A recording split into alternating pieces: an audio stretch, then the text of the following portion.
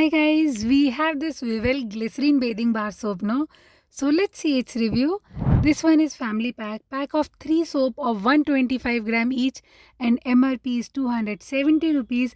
But you get this one from Amazon at an amazing price of rupees 129 only, which means a single soap will cost you rupees 43 only. And this soap is 3 in 1. It's not just glycerin soap, it is enriched with almond oil and vitamin E also.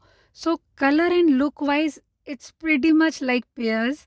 Bar itself is golden, clear tinted glycerin with a logo across it, and the soap is non-colorant and transparent, but not a proper see-through transparent. Fragrance wise, it has a mild fragrance. The fragrance is soothing, relaxing, but it does not stay for a long time.